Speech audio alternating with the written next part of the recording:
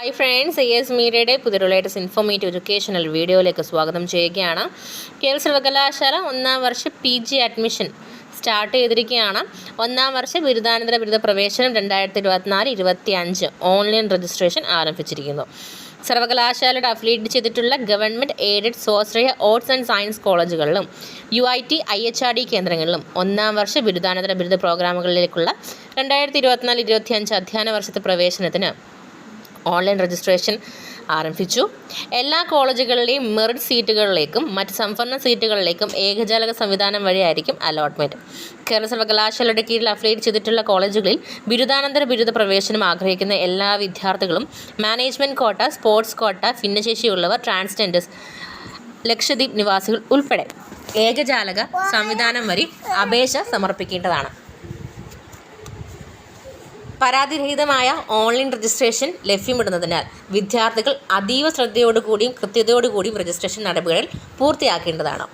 Registration സമയത്ത് നൽകുന്ന mobile phone number പ്രവേശന നടപടികൾ അവസാനിക്കുന്നതുവരെ ഒരു കാരണവശാലും മാറ്റരുത്.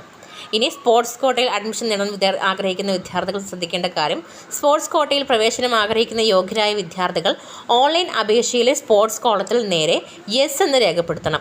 സ്പോർട്സ് ഇനം, ഏത് തലത്തിലെ നേട്ടമാണ് എന്നിവ സെലക്ട് ചെയ്തതിന് ശേഷം സ്പോർട്സ് നേട്ടങ്ങൾ സർട്ടിഫിക്കറ്റുകൾ സ്കാൻ ചെയ്ത് അപ്ലോഡ് ചെയ്യേണ്ടതാണ്. ഓൺലൈൻ രജിസ്ട്രേഷനിൽ നൽകിയിട്ടുള്ള കേരള കോളേജുകളും ഓപ്ഷനുകളും മാത്രമേ പരിഗണിക്കുകയുള്ളൂ. ഇനി മറ്റൊരു പ്രത്യേക ശ്രദ്ധയ്ക്ക് വേണ്ടിയിട്ട് കൊടുത്തിട്ടുള്ള ഒരു അപ്ഡേറ്റ് എന്ന് പറയുന്നത്, ഏകജാലക സംവിധാനത്തിലുള്ള എല്ലാ ഫീസുകളും ഓൺലൈൻ വഴി മാത്രം അടയ്ക്കേണ്ടതാണ്.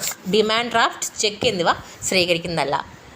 സംശയ നിവാരണത്തിന് എല്ലാ പ്രവൃത്തി ദിവസങ്ങളിലും 8281888305 അതുപോലെ 8281883053 ദെൻ 8281883052 വാട്സപ്പ് എന്നീ ഹെൽപ്പ് ലൈൻ നമ്പറുകളിൽ ബന്ധപ്പെടാവുന്നതാണ്.